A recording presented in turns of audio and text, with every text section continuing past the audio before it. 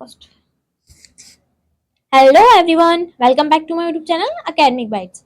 आज हम इस वीडियो में डिस्कस करने वाले हैं क्लास 8 साइंस का चैप्टर 2 माइक्रो ऑर्गेनिजम्स के कीवर्ड्स, और साथ ही साथ इन कीवर्ड्स के जो भी इंपॉर्टेंट पॉइंट्स होंगे वो भी मैं आपके साथ डिस्कस करूंगी। तो ऑलमोस्ट पूरा चैप्टर इन डिटेल कवर होने वाला है आपका इस वीडियो में, तो इस वीडियो को एंड तक जरूर देखना। So let's begin. तो फर्स्ट कीवर्ड क्या है हमारा, माइक्रो ऑर्गेनिजम्स क्या होते हैं। अब हमारे चैप्टर का नाम है माइक्रो ऑर्गेनिजम्स, तो अब हमें ये तो पता होना चाहिए ना माइक्रो ऑर्गेनिजम्स क्या होते हैं। तो micro organisms are microscopic organisms that can not be seen with the naked eye. तो माइक्रो ऑर्गेनिजम्स वो ऑर्गेनिजम्स होते हैं जिन्हें हम अपनी आंखों से नहीं देख सकते, बहुत ही छोटे छोटे होते हैं। उन्हें देखने के लिए हमें किसकी जरूरत होती है, माइक्रोस्कोप की जरूरत होती है।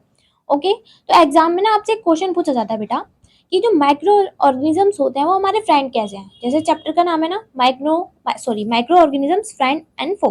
तो हम जो माइक्रो ऑर्गेनिजम्स है वो हमारे फ्रेंड्स कैसे हैं, तो यानी कि हमारे लिए किस तरीके से वो यूजफुल हैं, तो हम उसके यूजेस भी साथ में डिस्कस कर लेते हैं। तो फर्स्ट हम माइक्रो ऑर्गेनिजम्स को कहाँ यूज करते हैं। Microorganisms can be use to degrade the harmful and smelly substance that by clean up the environment. तो माइक्रो ऑर्गेनिजम्स क्या करते हैं, जो भी हार्मफुल सब्सटेंसेस होते हैं, जो स्मेली जिसमें से बदबू आ रही होती है, उन सब्सटेंस को डिग्रेड करते हैं और हमारे एनवायरनमेंट को क्लीन करते हैं। ये हुआ फर्स्ट यूज। सेकंड यूज क्या है, micro organisms use to increase soil fertility by nitrogen fixation. और दूसरा यूज क्या है, माइक्रो ऑर्गेनिज्म सॉइल की फर्टिलिटी को इंक्रीज करने में भी हमारी हेल्प करते हैं, किसके द्वारा, नाइट्रोजन फिक्सेशन के द्वारा। वो कैसे करते हैं तो ये आपको मैं आगे पढ़ाऊंगी, इसी चैप्टर में हम डिस्कस करेंगे कि नाइट्रोजन फिक्सेशन कैसे किया जाता है। ओके, थर्ड यूज क्या है, micro organisms are use in the preparation of curd, bread and cake. और माइक्रोनिज्म्स को हम कहाँ यूज करते हैं, कर्ड बनाने के लिए यूज करते हैं, ब्रेड बनाने के लिए, केक बनाने के लिए। आपने देखा होगा कि ब्रेड केक जब भी हम बनाते हैं तो उसको फर्मेंटेट करने के लिए हम उसमें ईस्ट वगैरह डालते हैं, तो वो क्या होते हैं, एक माइक्रो ऑर्गेनिज्म से होते हैं। ओके, नेक्स्ट यूज है हमारा, bacteria and yeast are also helpful for fermentation of rice, idlis and dosa batter.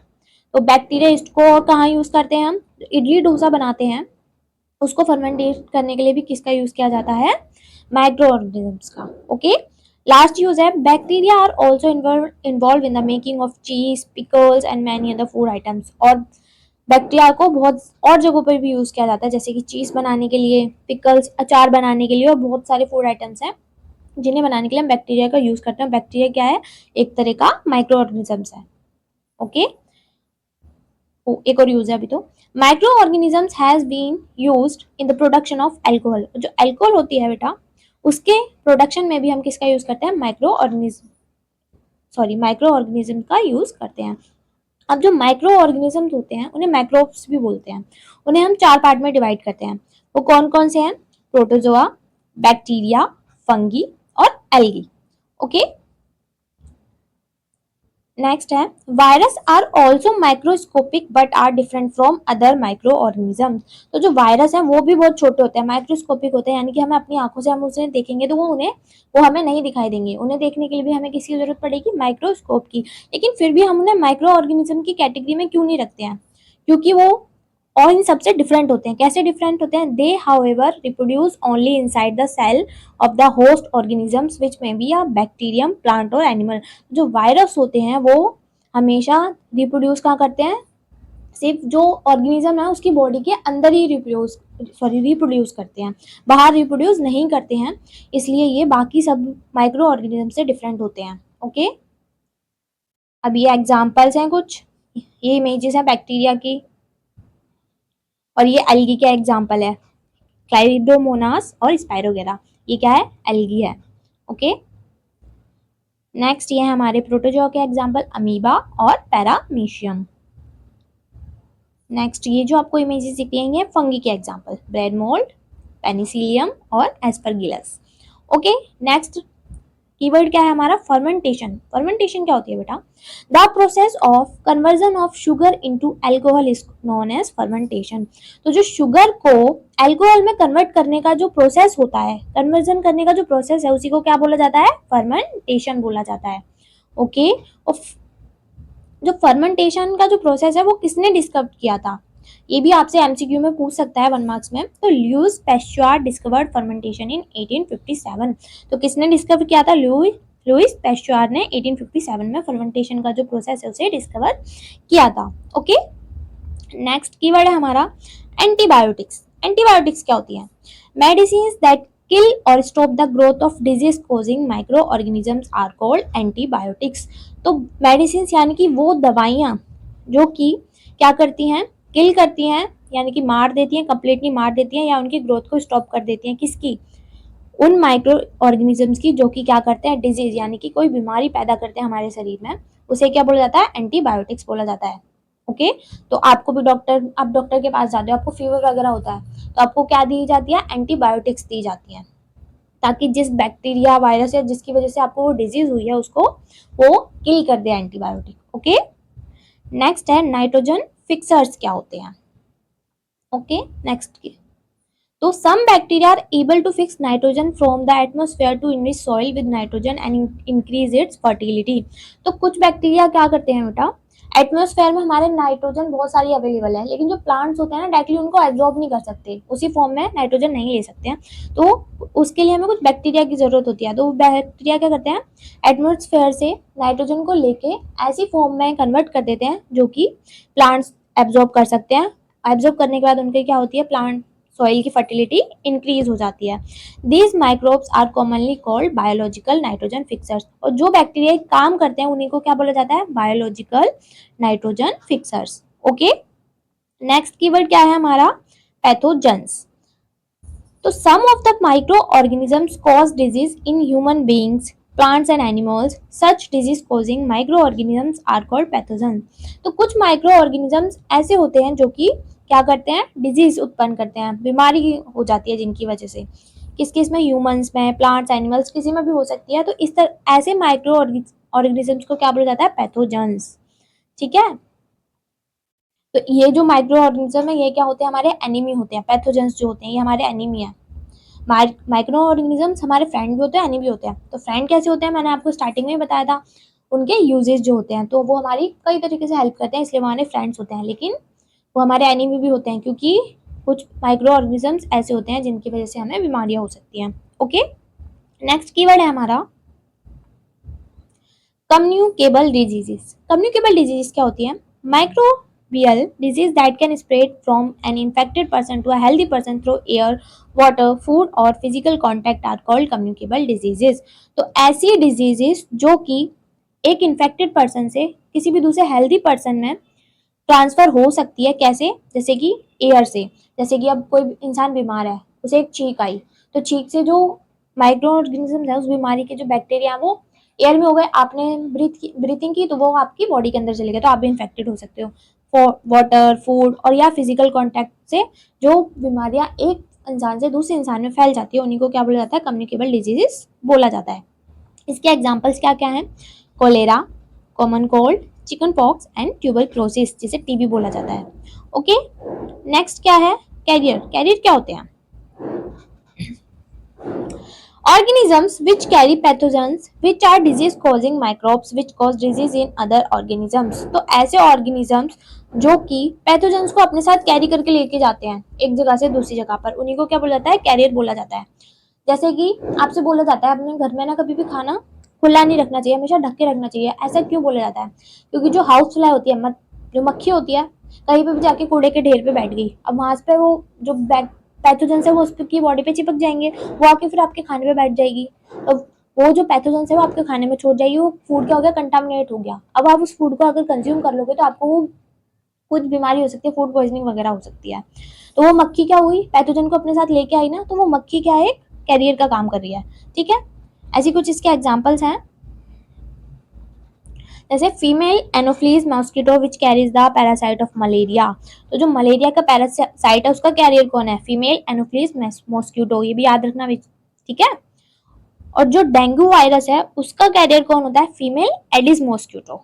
Okay, next human disease caused by micro organisms. तो यहाँ पे कुछ डिजीज दी गई हैं जो कि माइक्रो ऑर्गेनिजम्स की वजह से होती है, ह्यूमंस की डिजीज है। ओके, तो ट्यूबरक्लोसिस यानी कि टीबी किसकी वजह से होता है? बैक्टीरिया की वजह से होता है। मिजल्स वायरस की वजह से होता है। चिकन पॉक्स भी वायरस की वजह से होता है, पोलियो वायरस की वजह से होता है। ओके, नेक्स्ट कोलेरा और टाइफाइड किसकी वजह से होते हैं? बैक्टीरिया की वजह से होते हैं ये दोनों। नेक्स्ट है हेपेटाइटिस ए, किसकी वजह से होता है? वायरस, मलेरिया, प्रोटोजोआ की वजह से होता है। ओके, अब ये तो ह्यूमंस की डिजीज पड़ी, अब हम पढ़ेंगे कि कुछ माइक्रो ऑर्गेनिजम्स ऐसे होते हैं जिनकी वजह से प्लांट में भी डिजीज हो सकती है। तो वो कौन सी डिजीज हैं जो कि बीमारी जो प्लांट्स में होती हैं? जो सिट्रस कैंकर है वो किसकी वजह से होता है? बैक्टीरिया की वजह से। रस्ट ऑफ व्हीट फंगी की वजह से होती है। और येलो वेन मोसाइक ऑफ भिंडी, यानी कि जो ओकरा, मतलब कहीं कहीं भिंडी को ओकरा बोला जाता है, तो उसमें येलो वेन्स आ जाती हैं, लाइंस आ जाती हैं, वो बीमारी किस वजह से होती है? वो भी वायरस की वजह से होती है। ओके, नेक्स्ट कीवर्ड है हमारा फूड पॉइजनिंग क्या होती है? When food contaminated with pathogens और toxins is consumed it caused food poisoning. तो अभी मैंने आपको बताया था कि अगर पैथोजेंस, मक्खी आपके खाने के ऊपर आके बैठ जाएगी, अगर आपने खाना ढक के नहीं रखा है तो उसमें क्या छोड़ जाएगी? पैथोजेंस छोड़ जाएगी। अगर आप उस फूड को ईट कर लोगे तो आपको फूड पॉइजनिंग हो सकती है। ठीक है, the most common symptom is pain in the stomach. और सबसे कॉमन सिम्टम क्या होता है फूड पॉइजनिंग का? पेट में दर्द होता है, वॉमिटिंग होती है, उल्टी आने लगती है। ठीक है, और ज्यादा ही अगर बहुत ही ज्यादा हालत खराब होती है, food poisoning can also cause death. अगर बहुत ही ज्यादा खतरनाक केस होता है तो किसी किसी में तो फूड पॉइजनिंग की वजह से डेथ भी हो सकती है। ओके, नेक्स्ट है फूड प्रिजर्वेशन क्या होता है? Food preservation refers to process to prevent spoilage or maintain the quality of food for a long time। तो फूड प्रिजर्वेशन वो प्रोसेस होता है जिसके थ्रू हम फूड को खराब होने से बचाते हैं, उसकी क्वालिटी को मेंटेन करते हैं लंबे टाइम के लिए। ठीक है, जैसे कि मैं आपको एग्जांपल देती हूँ। आप कुछ अपने आम लेके आए आपने खाने के लिए, आपने उन्हें कुछ दिन ऐसे रख के छोड़ दिया तो कुछ दिन में खराब हो जाएंगे ना। लेकिन आपने देखा होगा आपकी मम्मी अचार डालती है तो अचार तो काफी लंबे टाइम तक रखा रहता है, वो खराब नहीं होता। क्यों नहीं होता? क्योंकि आपकी मम्मी उसमें क्या यूज करती है? प्रिजर्वेटिव यूज करती है। क्या नमक ऐड किया जाता है उसके अंदर, और तेल भी ऐड किया जाता है, और कुछ लोग तो विनेगर भी डालते हैं। तो ये सब क्या होते हैं? प्रिजर्वेटिव होते हैं, जिसकी वजह से वो लॉन्ग टाइम के लिए उसकी क्वालिटी बनी रहती है, खराब नहीं होता वो। ठीक है, अब मतलब फूड प्रिजर्वेशन भी कई तरह के होते हैं। तो पहला होता है केमिकल प्रिजर्वेशन। क्या होते हैं? Certain chemicals inhibit the growth of bacteria and increase the life of cooked food. तो कुछ केमिकल्स ऐसे होते हैं जो कि बैक्टीरिया की ग्रोथ को रोक देते हैं और जो कुक्ड फूड है उसकी लाइफ को बढ़ा देते हैं, मतलब खाना खराब नहीं होता है। इसके एग्जाम्पल क्या क्या है केमिकल प्रिजर्वेटिव के? Sodium benzoate and sodium metabisulphite are common preservatives. Okay, ये केमिकल प्रिजर्वेटिव है। ओके, नेक्स्ट है सॉल्ट भी क्या होता है? कॉमन प्रिजर्वेटिव होता है। Also known as sodium chloride is used as preservative at home. Common salt जिसे हम किसके नाम से जानते हैं? सोडियम क्लोराइड, यानी कि NaCl बोला जाता है जिसे, NaCl, वो भी हमारे घरों में क्या किया जाता है? प्रिजर्वेटिव की तरह यूज किया जाता है। ठीक है, vegetables are pickled using salt as the salt removes water and kills bacteria and fungal cells. तो वेजिटेबल जो अचार हम डालते हैं, मैंने आपको एग्जांपल दिया था, आपकी मम्मी उसमें क्या यूज करती है? सॉल्ट। तो सोल्ट कैसे प्रिवेंट करता है उसे खराब होने से? तो सोल्ट क्या करता है? उस जो भी पानी होता है ना उसके अंदर वेजिटेबल्स में, उसको निकाल देता है, जिसकी वजह से बैक्टीरिया और जो फंगस सेल्स होती हैं वो ग्रो नहीं कर पाती, मर जाती हैं। ओके, नेक्स्ट है jams and jellies and squashes are preserve by sugar. तो जो जैम्स जेलीज वगैरह बनाए जाते हैं उनको किसके द्वारा प्रिजर्व करके रखा जाता है? शुगर के द्वारा, चीनी के द्वारा। तो शुगर भी क्या एक तरह का प्रिजर्वेटिव है। और शुगर कैसे प्रिवेंट करता है? Sugar reduces the moisture content which inhibit the growth of bacteria which spoils food. Sugar भी क्या करता है? जो भी मॉइस्चर कंटेंट होता है उसके अंदर वो उसको क्या करता है? कम कर देता है, और जिसकी वजह से बैक्टीरिया ग्रो नहीं कर पाता है और वो फूड को खराब नहीं कर पाता है। तो बैक्टीरिया को ग्रो करने के लिए मॉइस्चर की जरूरत होती है। जब शुगर और जो सॉल्ट है वो क्या करते हैं? मॉइस्चर को ही नहीं छोड़ते, उसके अंदर पानी सारा हटा देते हैं, तो बैक्टीरिया ग्रो ही नहीं कर पाता। उसे जो कंडीशन चाहिए ग्रो करने के लिए वो होती ही नहीं है, इसलिए वो किल हो जाता है। ओके, और लास्ट जो हमारा प्रिजर्वेटिव वो क्या होता है? ऑयल और विनेगर। ठीक है, इन्हें भी हम प्रिजर्वेटिव की तरह यूज करते हैं। Prevent spoilage of pickles because bacteria can not live in such an environment. अभी मैंने आपको बताया था आपकी मम्मी अचार में तेल और विनेगर का भी यूज करती हैं अचार को खराब होने से बचाने के लिए। तो तेल और विनेगर से क्या होता है? तो जो तेल और विनेगर जो उसमें एनवायरमेंट बनाते हैं ना डालने से, इस तरह का जो एनवायरमेंट होता है उसमें बैक्टीरिया रह ही नहीं सकता है, इसलिए उसमें भी वो किल हो जाता है और हमारे खाने को हमारे अचार को स्पॉइल नहीं कर पाता। ओके, नेक्स्ट कीवर्ड है पैस्चुराइजेशन। पैस्चुराइजेशन क्या होती है? The milk is heated to about 700 degree लगा लेना इधर, okay, Celsius for 15 to 13 seconds, then suddenly chilled and stored। तो जो दूध होता है, जो आपका पैकेट वाला दूध होता है ना बच्चा, उसे क्या, वो कैसे आता है आपके घरों में? तो पहले उसे हीट किया जाता है कितने डिग्री सेल्सियस पर? 700 डिग्री सेल्सियस पर 15 से 30 सेकंड के लिए। फिर उसे तुरंत ठंडा करके स्टोर पैकेट में पैक कर दिया जाता है, आपके घरों पर भेज दिया जाता है। Okay, by doing so it prevents the growth of microbes. और इसकी वजह से क्या होता है, जो माइक्रोब्स की ग्रोथ होती है ना वो रुक जाती है। 700 डिग्री के, जो 700 डिग्री सेल्सियस पर हमने दूध को क्या किया, गर्म किया 15 से 30 सेकंड के लिए। उससे क्या होगा, जो बैक्टीरिया उसके अंदर ग्रो कर सकता है वो ग्रो नहीं करेगा। और इसी प्रोसेस को क्या बोला जाता है? पैस्चुराइजेशन बोला जाता है। इस प्रोसेस को, जो हमने दूध को अभी गर्म किया है 700 डिग्री सेल्सियस पर 15 से 30 सेकंड के लिए। ओके, और ये इस प्रोसेस को किसने डिस्कवर किया था? लुइस पेस्चर ने। और क्या लुइस पेस्चर ने डिस्कवर किया था? मैंने स्टार्टिंग में आपको बताया था। और किस सन में डिस्कवर किया था, आपको मुझे कमेंट सेक्शन में कमेंट करके बताना है। ओके, नेक्स्ट है नाइट्रोजन साइकिल। अवर एटमोस्फेयर है 78% नाइट्रोजन गैस। तो हमारे जो एटमोस्फेयर है उसके अंदर नाइट्रोजन गैस क्या है? 78% है, मतलब बहुत ही ज्यादा है। Nitrogen is one of the essential constituents of all living organisms as part of proteins, chlorophyll, nucleic acids and vitamin. तो नाइट्रोजन बहुत ही ज्यादा एसेंशियल कंस्टिट्यूट है किसका? सभी लिविंग ऑर्गेनिजम्स के लिए, क्योंकि ये प्रोटीन्स में भी होती है नाइट्रोजन, क्लोरोफिल में भी होती है, न्यूक्लिक एसिड में भी, और विटामिन का भी एक पार्ट है नाइट्रोजन। ओके, में नाइट्रोजन साइकिल क्या होती है? अब हमने देखा कि हमारे नाइट्रोजन, सॉरी, एटमॉस्फेयर नाइट्रोजन तो बहुत है, लेकिन हम इसको यूज करते जाएंगे तो एक टाइम के बाद ऐसा नहीं होगा अच्छा खत्म हो जाएगी। अब आप मान लो आपके पास कुछ पैसे पड़े 1000 रुपए, आप उसमें से निकालते जा रहे हो, आपने पहले 100 खर्च कर दिए, 50 खर्च कर दिए, तो वो धीरे धीरे करके खत्म हो जाएंगे ना, आप उन्हें लेते जाओगे तो। ऐसे क्या होता है, एटमॉस्फेयर में नाइट्रोजन तो बहुत है, लेकिन हम अगर उसको ऐसे कंटिन्यूसली यूज करते जाएंगे तो एक टाइम के बाद तो नाइट्रोजन बचेगी नहीं हमारे एटमॉस्फेयर में। तो क्या होता है, उसके लिए नाइट्रोजन साइकिल होती है, जिसकी वजह से नाइट्रोजन जितनी है उतनी बनी रहती है हमारे एटमॉस्फेयर में। तो उस नाइट्रोजन साइकिल को हम अब डिस्कस करने वाले हैं। तो इस डायग्राम से आपको पूरा समझ आ जाएगा। ये क्या है, हमारी एटमॉस्फेरिक नाइट्रोजन।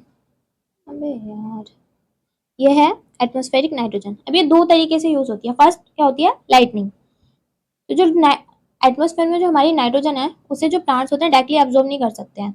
तो दो प्रोसेस होते हैं, मतलब उन्हें हमें पहले कन्वर्ट करना पड़ता है कुछ कम नाइट्रोजन के कंपाउंड्स में, जो कि सॉइल उनको एब्जॉर्ब कर ले। तो पहला क्या प्रोसेस होता है, लाइटनिंग की वजह से जो एटमॉस्फेरिक नाइट्रोजन होती है उसके नाइट्रोजन के कंपाउंड बन जाते हैं जो कि सॉइल एब्जॉर्ब कर सकती है। ओके, दूसरा क्या होता है, जो बैक्टीरियाज होते हैं वो फिक्स करते हैं नाइट्रोजन को। तो nitrogen fixing bacteria, atmospheric nitrogen. तो जो नाइट्रोजन फिक्सिंग बैक्टीरिया होते हैं वही क्या करते हैं, एटमॉस्फेरिक नाइट्रोजन को फिक्स करते हैं। तो आपने प्रीवियस क्लासेस में पढ़ा होगा, राइजोबियम जो होता है वो क्या होता है, एक नाइट्रोजन फिक्सेशन बैक्टीरिया होता है जो कि लिग्निन प्लांट्स की रूट्स में, नोड्यूल्स में पाया जाता है। ओके, वो बैक्टीरिया करता है, bacteria in turn fix nitrogen into nitrogen compound. तो वो बैक्टीरिया करता है नाइट्रोजन को नाइट्रोजन कंपाउंड्स में कन्वर्ट कर देता है जो कि सॉइल एब्जॉर्ब कर लेती है। ओके, अब सॉइल के पास ये हमने यूज कर लिया एटमॉस्फेयर से नाइट्रोजन, इतना समझ आया आपको? अब हम देखेंगे कि अब यूज तो कर लिया, अब कम हो गई, लेकिन अब वापस यही नाइट्रोजन वापस हमारे एटमॉस्फेयर में कैसे जाएगी? हमने कुछ यूज तो किया है, अब हमें देखना है कि वापस उतनी कैसी होगी। ठीक है, अब हाफ टेबल आपको समझनी है। तो पहला प्रोसेस क्या होता है, अब नाइट्रोजन क्या सॉइल में है, ठीक है, अब सॉइल से क्या करते हैं, न्यूट्रिशन कौन लेते हैं, प्लांट्स लेते हैं, प्लांट ग्रो करते हैं। तो अब ये अपटेक बाय प्लांट्स, वो नाइट्रोजन किसने ले लिया, अब एब्जॉर्ब कर लिया, प्लांट्स के पास है वो नाइट्रोजन।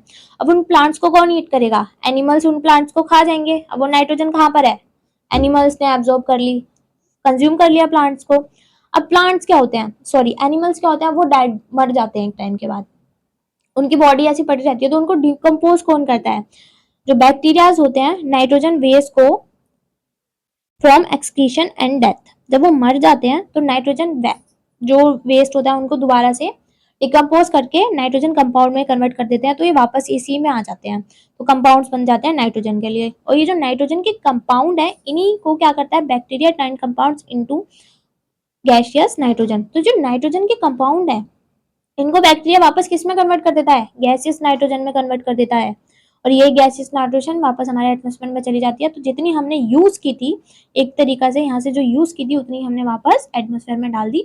तो इसलिए जो नाइट्रोजन है हमारे एटमॉस्फेयर में वो कांस्टेंट रहती है। ओके, इसी के साथ आपका चैप्टर खत्म होता है। That's it for the video. I hope आपको सारे कीवर्ड्स अच्छे से समझ आए होंगे। अगर कोई भी डाउट है so let me know in the comment section.